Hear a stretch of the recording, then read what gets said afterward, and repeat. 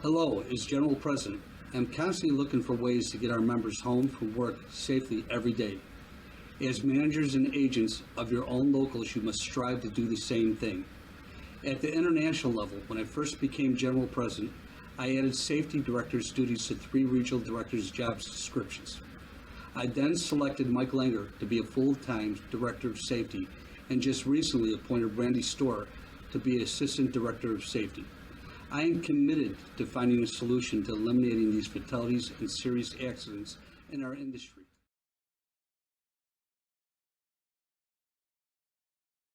I screamed his name over and over and over, and it felt like forever. It was probably seconds, and I heard no response. And then I was petrified. At that point, he's not answering me. I thought he's dead. I was like, there's nobody who could survive. And because at this point, I could see a lot of the rope coming through the hatch opening. Unfortunately, I've done it more than I should have. I've done modernization for 20 years, and I knew it was the wrong thing to do. But you're in a hurry. You want to get the job turned over, and everybody's looking at you, and you got to get the job done. But it wasn't worth the shortcut. It should have been done the right way. We should have stopped the car. We should have done it manually on inspection speed, checked it, but I was in a hurry.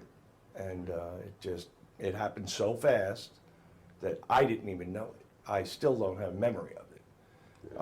It's one of those things where that split-second decision was just the wrong one to make. And I knew better. That's the problem the worst problem I've got with it is that I knew better.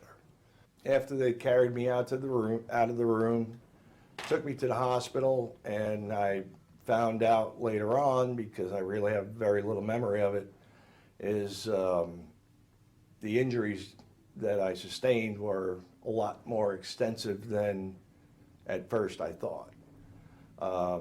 My head was split open here. I lost front teeth because it slammed me into the floor, and as you see, 2.5, almost 3 fingers are gone. They were more worried about my head injury than they were about my hand because of where it happened. I was in very bad shape. I barely made it through.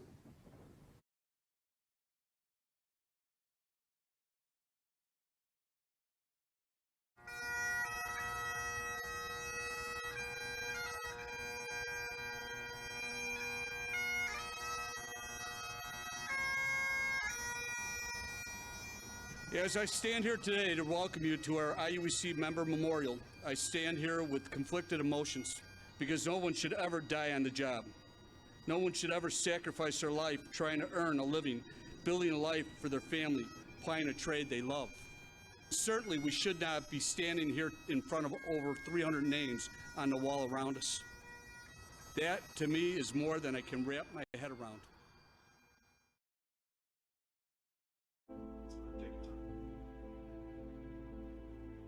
The highlight of my day is going home and when I open the door, I hear, Daddy, Daddy, Daddy. So, just to know that my children may not have grown up with a father because of something like this, it's just not working safe. It just take 2 seconds to put your gear on, to take the job through. There's no excuse for it. There's none.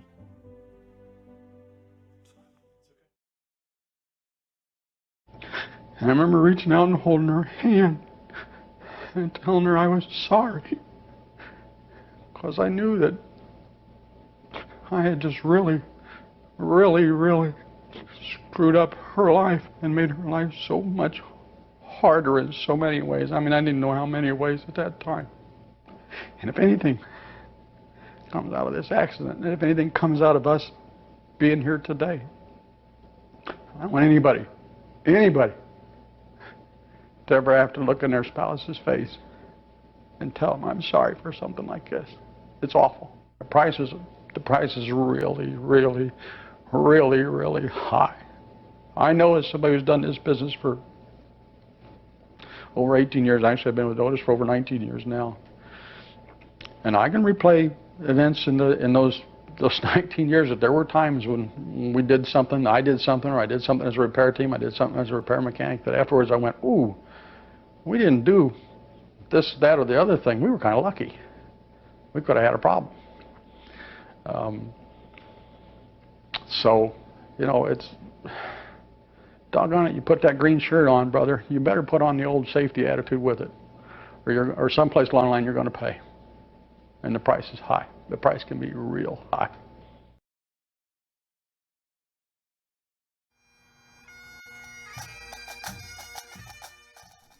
I extend the warmest of welcomes to all the family members of those we lost on the job.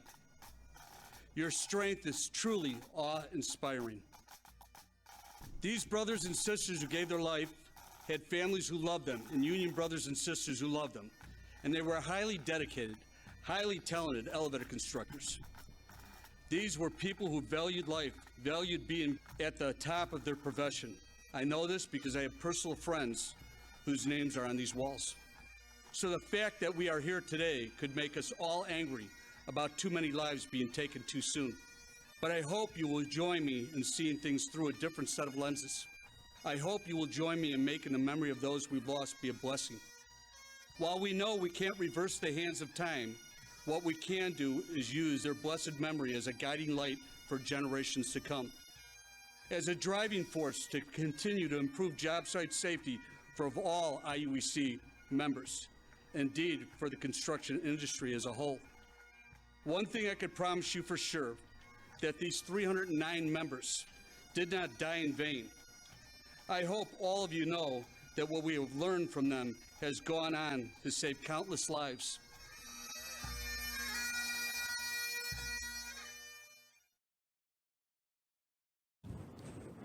I definitely look differently at safety now. It's always been high priority. Now it's #1 priority. As soon as I walk into a job, I'm immediately looking for issues or problems, or seeing someone else maybe in a situation where they shouldn't be. And now I have become almost hypersensitive to safety and making sure that everybody's okay, not just myself. I'm not worried about just me. It's about everybody else. We all have to be safety masters. We all have to watch out for each other. You see somebody else doing something wrong, stop and tell them. Don't hesitate. Don't be a witness. Just stop them. That's really the best thing we can all do, is watch out for each other. Because recently I have seen other people doing something that I thought was less than safe.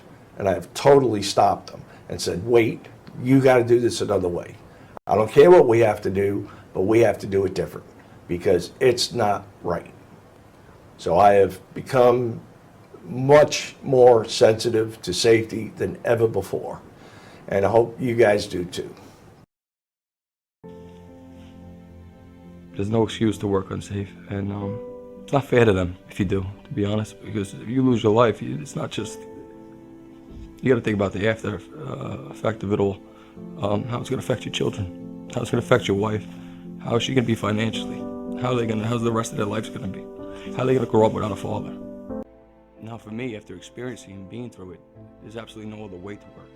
You know, the reason they give us all these tools and they give us all this equipment is so that you can work safe, so that you can go home to your family. And that is my goal. So why wouldn't I use the tools to get to where I want to be?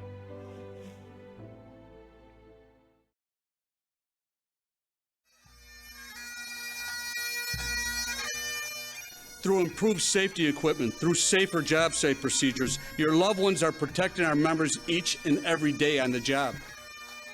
Every inch of this memorial was designed with intention.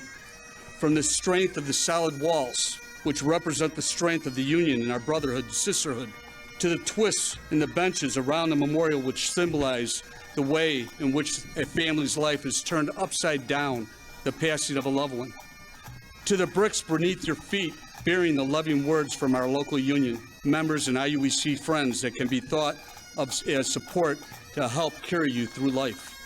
And most of all, this memorial was built to last so that the generations and generations to come will always know the names on these walls. We are honored to have all of you here today IUEC Memorial. Your memorial. I hope this memorial helps you feel even more connected to your loved one, and I hope it brings you peace to be here today, surrounded by your union family.